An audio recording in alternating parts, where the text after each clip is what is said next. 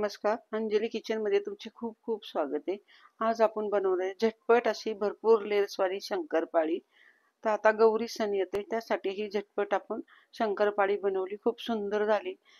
इथं बघू शकता तुम्ही आपल्या प्रत्येक शंकरपाळीचा लेयर्स असा मस्त खारी सारखा झालेला आहे आणि झटपट अशी आपण ही शंकरपाळी बनवलेली आहे. आजपर्यंत खुसखुशीत अशी ही शंकरपाळी झालेली आहे. तर इथं बघू शकता तुम्ही अगदी बिस्किटाप्रमाणे आपण ही शंकरपाळी बनवलेली आहे. तर खूप सुंदर झाली. तर इथं बघू शकता अगदी पटकन अशी हातावर ही कुस्करली जाते, म्हणजे आपली शंकरपाळी आहे ती खूप सुंदर झालेली आहे. तर आता बघा इथं आपण रेसिपीला सुरुवात करतोय. तर सगळ्यात आधी आपण इथं मैदा घेतलेला आहे.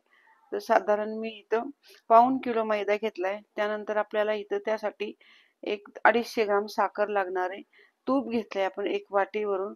तेल तळण्यासाठी लागणारे चवीनुसार इथं मीठ घेतलेलं आहे आपण. पाणी लागणार आहे आपल्याला. तर सगळ्यात आधी आपण एक पातेले घेतलेले आहे. तर पातेल्यामध्ये आपण इथं पाणी टाकून घेणार आहे. तर साधारण आपण इथं कपाच्या मापाने म्हटलं तर 1.25 कप आपण इथं पाणी घेतलेले. 1 कप आणि वर थोडंसं अगदी आपण अर्धा कप पाणी टाकलेले आहे, म्हणजे 1.25 कप पाणी घेतलेले. तर 1.25 कप मध्ये आपल्याला इथं 250 ग्राम जी साखर घेतली ती आपण इथं घालून घेणार आहे. गोड तुमच्या आवडीप्रमाणे तुम्ही करू शकता. तुम्हाला जर जर शंकरपाळी गोड पाहिजे असेल तर तुम्ही कमी करा किंवा जास्त करा. त्यानंतर बघा इथं तूप घेतलेले आहे आपण. तर इथं तूप मी घालून घेते.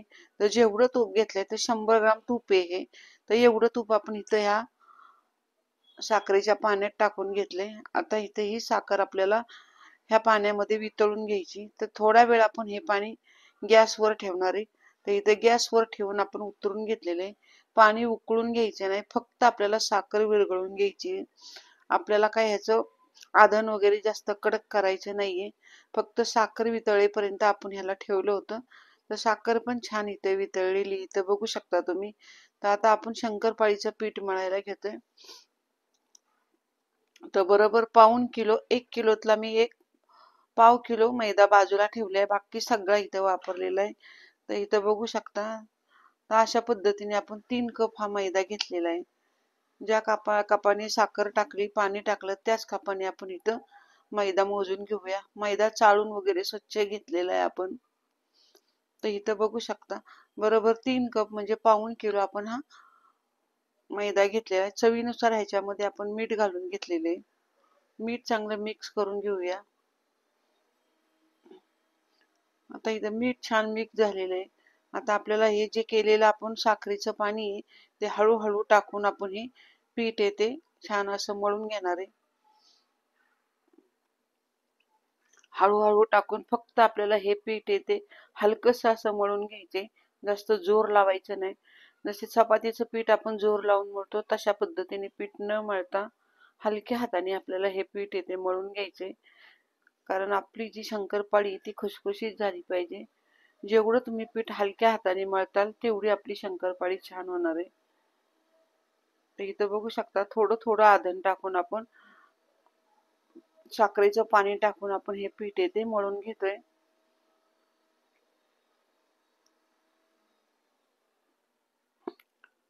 तर इथं बघू शकता तुम्ही हलक्या हाताने आपण हे पीठ आता मळून घेणार आहे.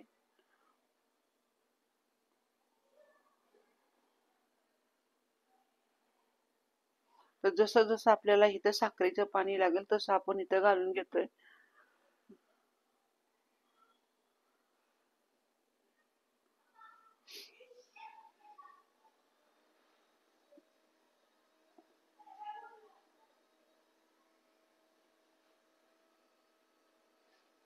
तर इथं बघू शकता तुम्ही अगदी हलक्या हाताने मी इथं पीठ मळते.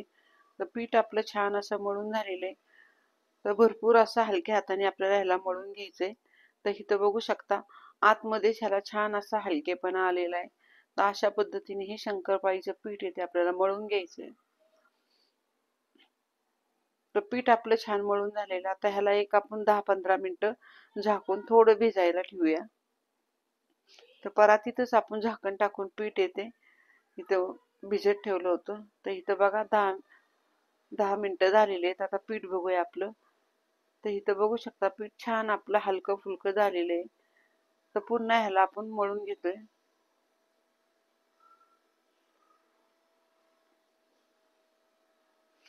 पीठ मळून झालेलं आहे आपलं.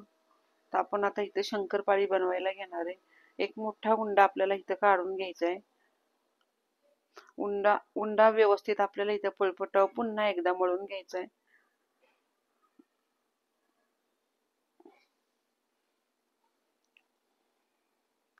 तर अशा पद्धतीने मोठा उंडा काढून घेतलेला आहे. आणि आता आपल्याला ह्याची जाडसर अशी पोळी लाटून घ्यायची. शंकरपाळी जेव्हा आपण करतो तेव्हा एकदम पातळ कधी लाटायची नाही, थोडी जाडसर ठेवली की त्या खुसखुशीत आणि छान होतात. तर इथं बघू शकता तुम्ही, पहिल्यांदा आपण अशी एक पोळी लाटून घेतलेली. आता त्या पोळीला आपल्याला घडी मारून अशी नंतर पुन्हा आपल्याला ही पोळी लाटून घ्यायची.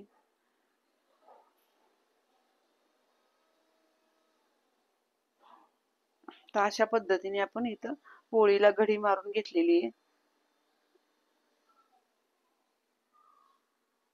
आणि आता परत एकदा आपण ही लाटून इथे ह्याची पोळी लाटून घेणार आहे.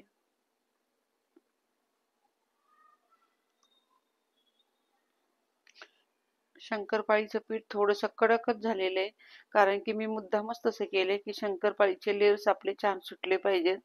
जेवढं पीठ आपलं छान असं एकदम होईल.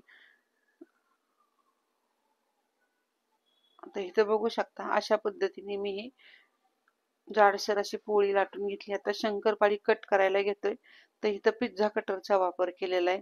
सहज अशी पिझ्झा कटरने छान अशी आपली ही शंकरपाळी कट होती.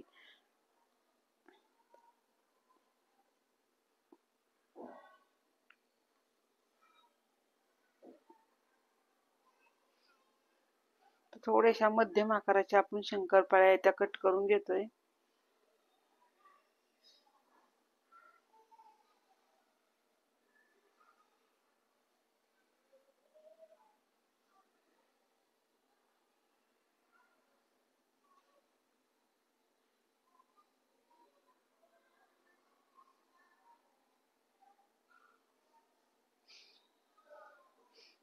तर इथं बघू शकता अशा पद्धतीने आपण शंकरपाळ्या आता कट करून घेतलेल्या आहेत.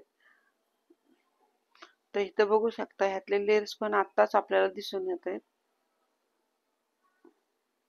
तर अशा पद्धतीने सर्व शंकरपाळ्या आपण एका ताटामध्ये काढून घेऊया. एका कोरड्या ताटामध्ये आपण ह्या शंकरपाळ्या आहेत त्या काढून घेतलेल्या आहेत. तर इथं बघू शकता छान असे लेयर्स याला आत्ताच दिसू लागलेले आहेत.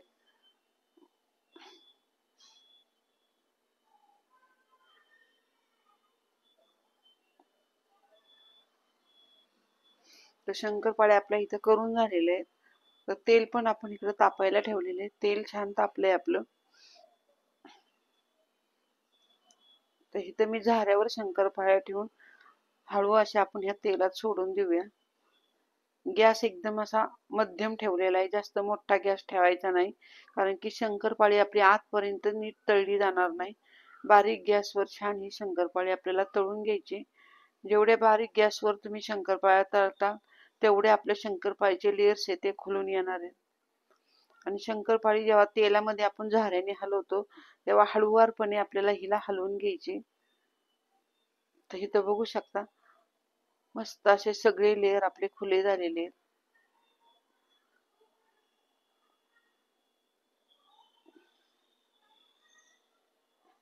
तर अशा पद्धतीने आपण इथं बारीक गॅसवर शंकरपाळी तळून घेतोय.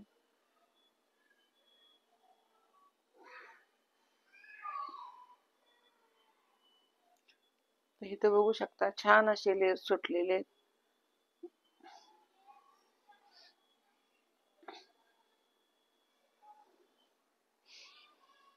तर शंकरपाळी आपली तळून झाली, आपण आता काढायला घेतोय.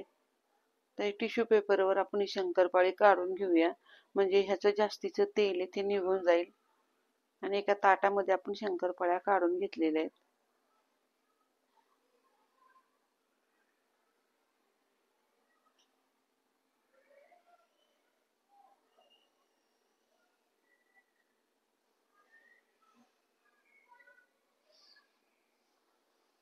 तर इथं बघू शकता तुम्ही सर्व शंकरपाळ्या आपल्या छान अशा तळून झालेल्या आहेत. आणि छान अशी खुसखुशीत आपली ही शंकरपाळी तयार झालेली आहे. अगदी सहज हातावर कुस्करून ही शंकरपाळी मी तुम्हाला दाखवली. खूप छान झालेली आहे. तर अशी शंकरपाळी तुम्ही नक्की करून बघा, खूप सुंदर होती. आणि जर आजची ही रेसिपी तुम्हाला आवडली असेल तर पटकन चॅनलला नवीन असाल तर सबस्क्राईब करा, शेअर करा, कमेंट करा. धन्यवाद.